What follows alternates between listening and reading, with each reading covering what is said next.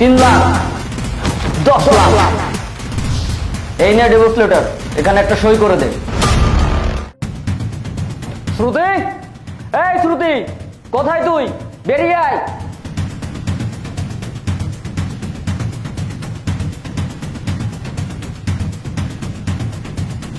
মা, রিয়াদ, তুমি কেমন আছো? আমি এখানে কোনো কুশল বিনিময় করতে আসিনি। আমি এখান থেকে আমার মাকে নিয়ে যেতে এসেছি, আর আমার মায়ের কথা অনুযায়ী 10 লক্ষ টাকা নিয়ে এসেছি। এই নে তোর কাবিনের 10 লক্ষ টাকা। 1 লাখ, 2 লাখ, 3 লাখ, 5 লাখ, 7 লাখ,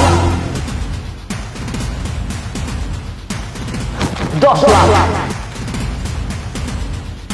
এই নে ডিভোর্স লেটার, এখানে একটা সই করে দে। বাবা, এত টাকা তুই কোত্থেকে জোগাড় করলি? মা, তোমার দোয়া আমার সাথে ছিল, আর কঠোর পরিশ্রমের মাধ্যমে আজ আমি আমার ভাগ্যকে পরিবর্তন করতে পেরেছি। কি রে, কি হলো? এখনো দাঁড়িয়ে আছিস কেন? এই নে ডিভোর্স লেটারে সই কর। না, আমি তোমাকে ডিভোর্স দিতে পারবো না। মানে কি? দেখ, নতুন কোনো ফন্দি করে কোনো লাভ নেই। ভালোই ভালোই বলছি, তোর টাকা তুই বুঝে নে, আমাকে আর আমার মাকে মুক্তি দে। রিয়াদ, এতদিন আমি ভুলের ভিতরে ছিলাম। তোমাদের সাথে আমি অনেক অন্যায় করেছি। এতদিন প্রতিশোধের নেশায় নেশায় আমি কখন মাকে আর তোমাকে যে ভালোবেসে ফেলেছি আমি নিজেও তা জানি না।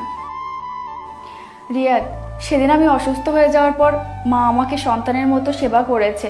তুমি আমাকে গুন্ডাদের হাত থেকে বাঁচিয়েছো। আরে এই সুন্দরী, কোথায় যাচ্ছ? আরে দাঁড়াও না, তোমার সাথে 2 মিনিট কথা বলি। আরে কারা আপনারা? আমরা কারা এটা তোমার নাচ শুনলেও চলবে, চলো। আরে আপনাদের ঘরে কি মা বোন নেই? এই, কি হচ্ছে এখানে? এই, এখানে কি হচ্ছে সেটা কি তোকে বলতে হবে? তুই এখান থেকে তোর কাজ যা যা। চলো। তোদের বাড়িতে হয়তো মা বোন নাই, যদি থাকতো তাহলে রাস্তায় দাঁড়িয়ে একটা মেয়েকে এভাবে ডিস্টার্ব করতি না। এই, এত নীতি কথা কেন বলছিস? এই মেয়েটা কি তোর বউ নাকি যে তোর তো ঠেকে যাচ্ছে? কাউকে বাঁচাতে হলে কোনো সম্পর্কের প্রয়োজন হয় না, এটা নির্ভর করে ব্যক্তিত্বের উপর, কে কাকে বাঁচাবে আর কে কাকে বাঁচাবে না। যা এখান থেকে, ভাগ। এখান থেকে কে যাবে সেটা তো আমি ডিসাইড করব। আরে ধর, ওই জীবনে বেঁচে থাকলে আর কোনো মেয়েকে এইভাবে ডিস্টার্ব করবি না। যা, ভাগ এখান থেকে।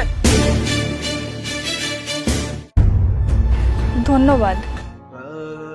ধন্যবাদ দেওয়ার কিছু নেই, আপনার জায়গায় যদি অন্য কেউ থাকতো আমি সেম কাজটাই করতাম। আকাশে কত তারা, আমার আকাশে জ্বলে না। সেদিনই আমি বুঝতে পেরেছি তোমাদের গুরুত্ব আমার জীবনে অনেক। আমি বুঝতে পেরেছি তোমার মতো একজন স্বামী আমার জীবনে খুবই প্রয়োজন। স্বামী? ভালোবাসা? কিসের ভালোবাসা? তোর মতো মানুষের মুখে পবিত্র ভালোবাসার কথা মানায় না। তোর মতো মেয়ের কাছে তো ভালোবাসার কোনো মূল্য নাই।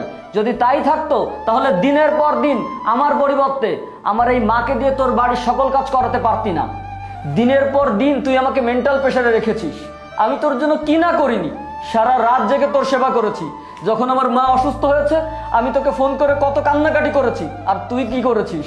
আমার এই বেহেশত সমতুল্য মাকে অসুস্থ অবস্থায় তো সারা বাড়ির কাজ করিয়েছিস, আর ওই মুখে বলছিস ভালোবাসার কথা।